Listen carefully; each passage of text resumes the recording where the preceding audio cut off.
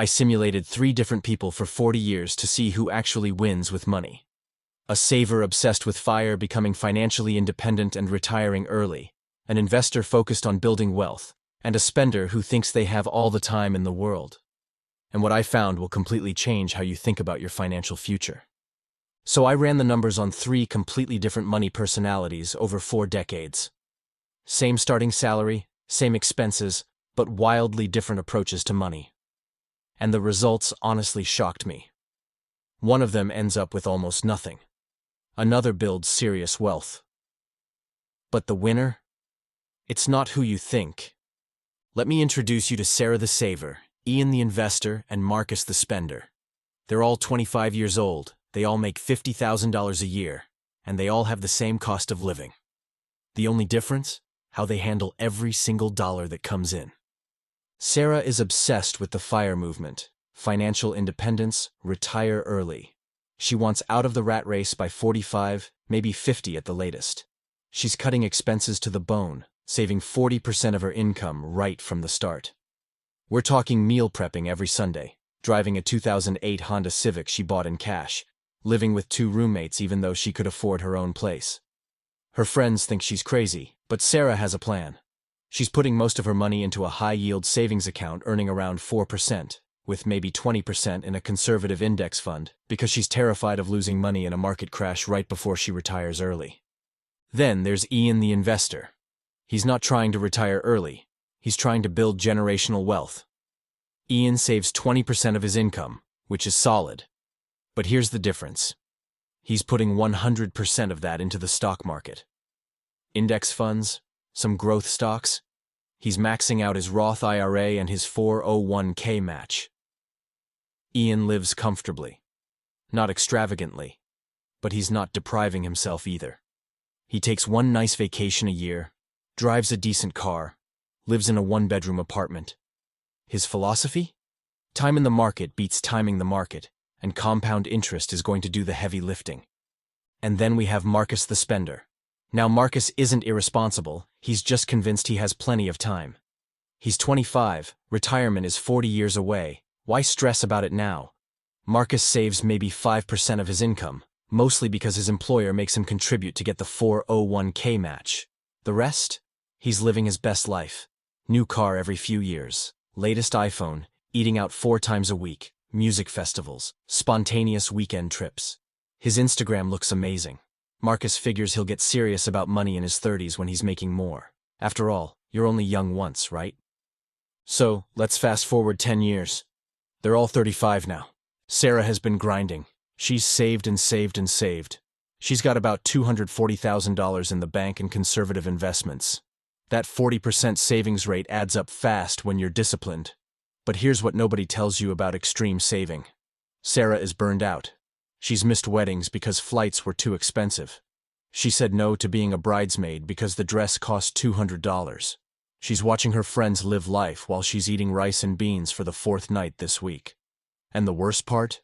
That money sitting in savings accounts isn't growing much. After inflation, she's barely keeping pace. She's saved $250,000, but she's starting to wonder if sacrificing her entire 20s was worth it. Ian has about $95,000 saved up. Way less than Sarah, right? But here's the thing. His money has been working for him.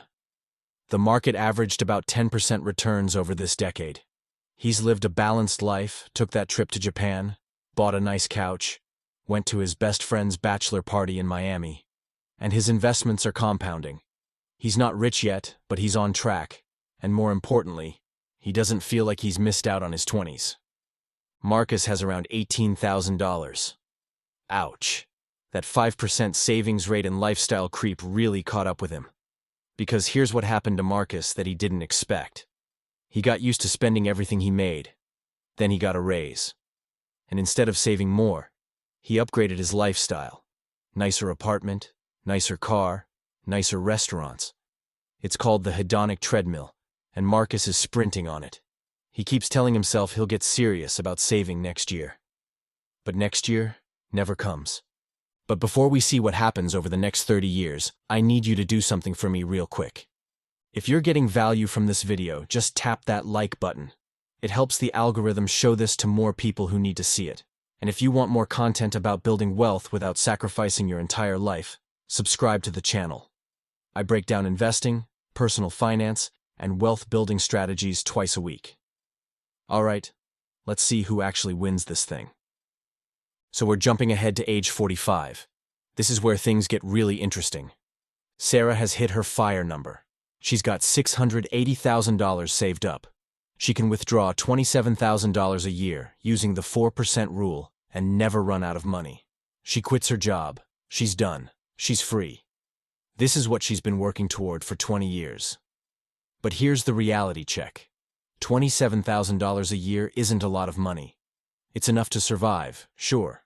But Sarah is 45 years old and she's going to live on a shoestring budget for the next 40, maybe 50 years.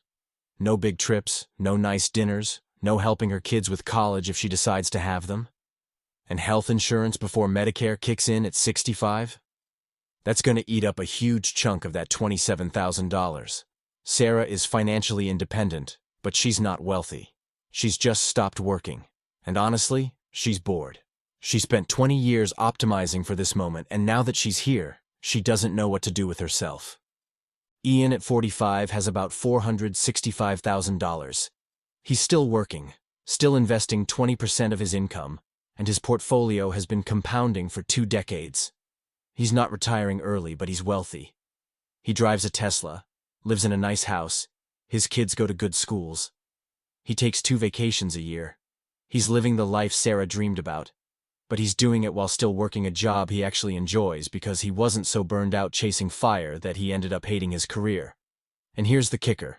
Ian's money is still growing. Aggressively. That $465,000 is going to turn into something massive over the next 20 years. Marcus at 45 finally woke up. He's got maybe $85,000 saved for retirement, and he just realized he's 20 years from retirement age, and he's nowhere close to ready. The panic has set in. He's trying to play catch-up now, increasing his savings rate to 15%. But he's lost the most valuable asset in investing. Time.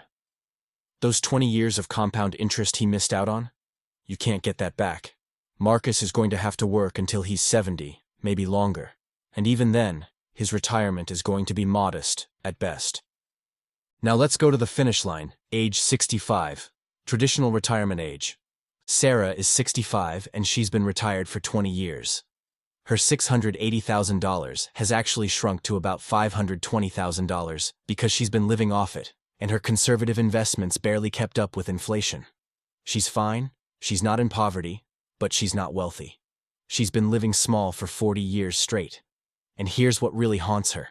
She retired at 45 thinking she'd have all this freedom, but she spent the next 20 years worried about money, checking her accounts every day, stressing about every unexpected expense. That's not freedom. That's just unemployment with a budget.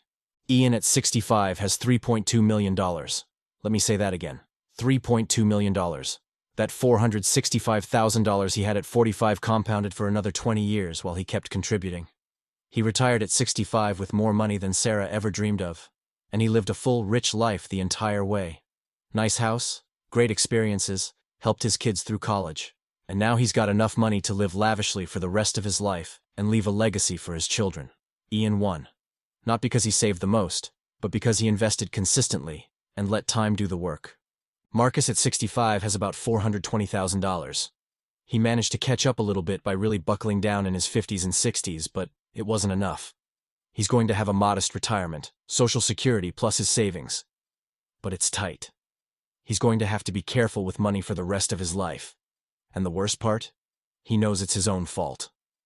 All those years he told himself he had time, and then suddenly he didn't. So what's the lesson here? Saving is good.